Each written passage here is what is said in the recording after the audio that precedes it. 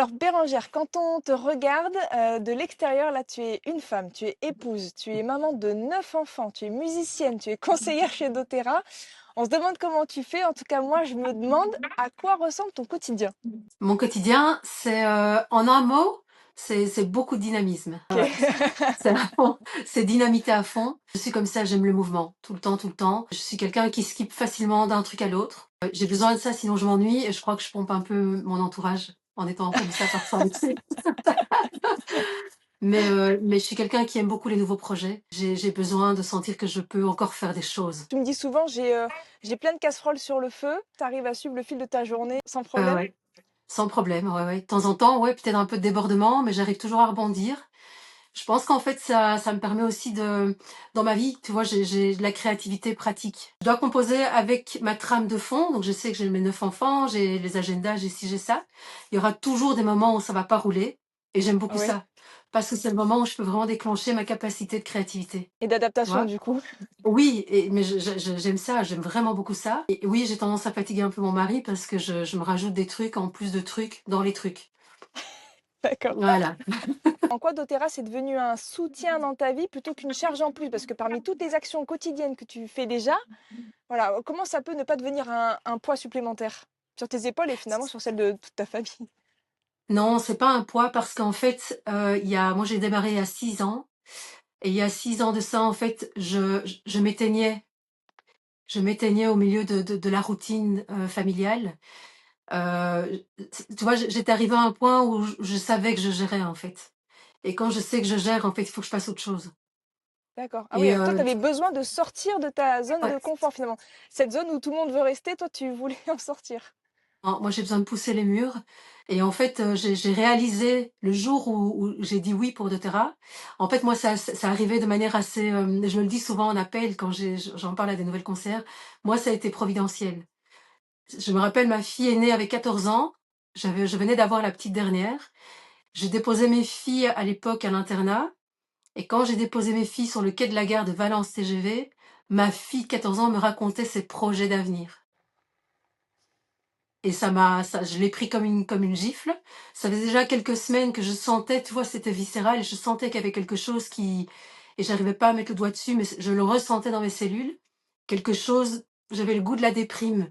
Et je luttais contre ça. Et en remontant dans le TGV, parce que je fais toujours attention de ne pas faire poser mes émotions aux enfants. Parce que j'ai des enfants, enfin, moi, je suis très fusionnelle avec eux. Et en remontant dans le TGV, je me suis effondrée. Entre Valence TGV et Lyon, je me suis effondrée et j'ai vraiment prié en demandant au ciel de m'envoyer quelque chose. Et 20 minutes plus tard, j'ai rencontré ma upline à côté de moi dans le TGV. Incroyable. Ouais, Ah, elle a dégainé ses je connaissais pas cette histoire, je connaissais pas cette ouais, rencontre ah dans oui. le TGV. Incroyable. Et je me revois m'effondrer dans le TGV en suffoquant presque, tu vois, en me disant: «J'ai encore 4 heures avant d'arriver à Lille. Ouais. Je vais pleurer tout ce que j'ai à pleurer. Je vais revenir comme une fleur à la maison». Mais j'étais transcendée parce que je me disais: «Mais envoyez-moi quelque chose, quoi. Je veux faire quelque chose et ne pas me perdre».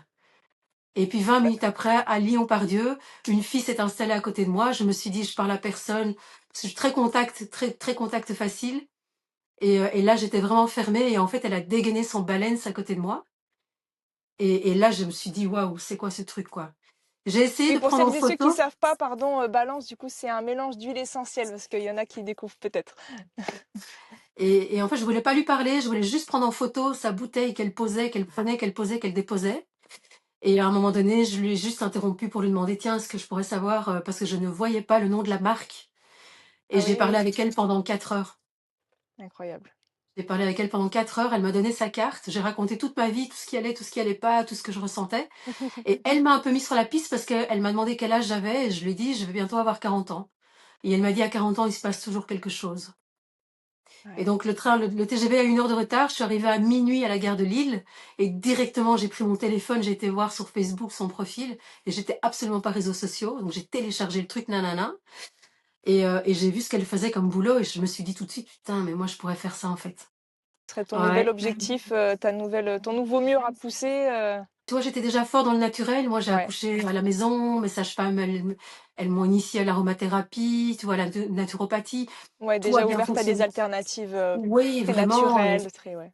à fond. Et en plus, j'adore passer par l'expérience.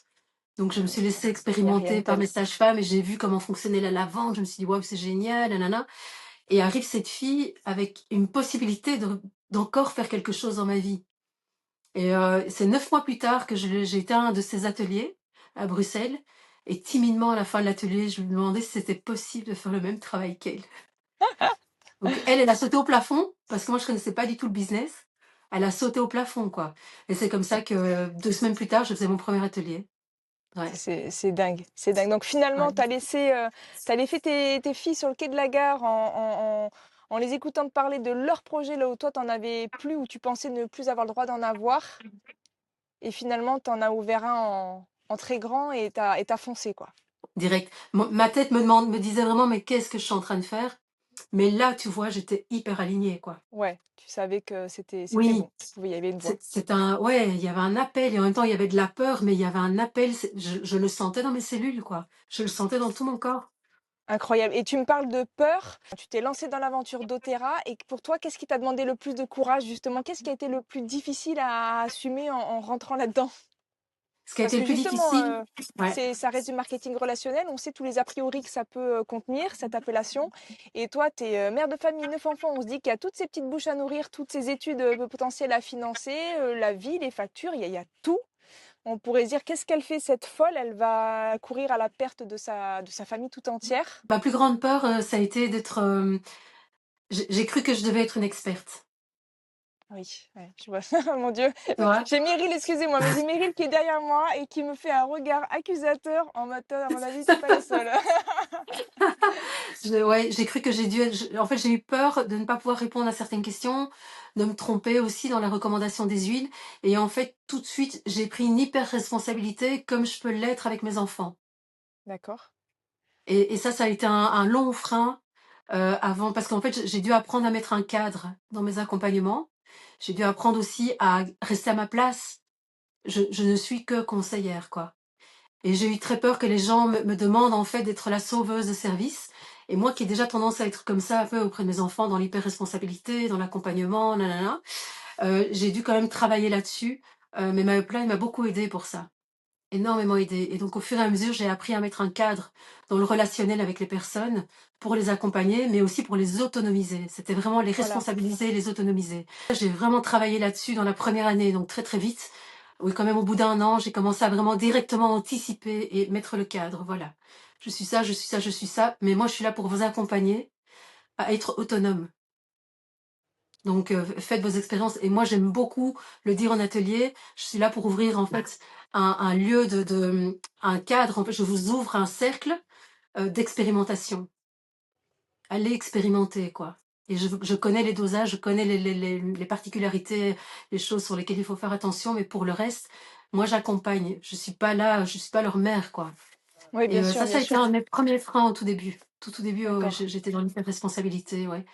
Et après, ça a été un peu plus loin parce que tu commences à monter aussi enfin, tu t'expanses et il y a un moment donné où j'ai eu des questionnements sur l'estime que j'avais de moi-même. Ça a été dur, mais j'aime toujours ça en fait. Mais j'ai dû aller j'ai pris conscience que j'ai dû aller me rechercher en fait. J'ai dû aller rechercher une part de moi-même que j'avais laissée il y a longtemps derrière. J'ai dû, oui, j'ai dû m'enlacer moi-même quoi. Façon de parler quoi. Oser prendre le micro, oser accompagner d'autres filles à rejoindre l'équipe, hem, oser monter sur scène aussi. J'ai fait une intervention sur scène, au moment où il y a une gamme de produits qui est arrivée en Europe. Ah, ça doit être une belle Heu, expérience. oui, oui, oui, c'était, beh, tu vois, c'est à chaque fois ça, c'est pareil avec la musique. Ouais. J'ai poussé les portes du conservatoire à 40 ans.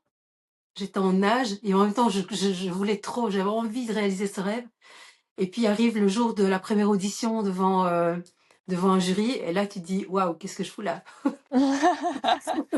Qu'est-ce que je fous là? Tu Mais vois? en tout cas, j'y suis, quoi. Je suis arrivée J'y jusque suis. là. J'y Ouais, suis. ouais.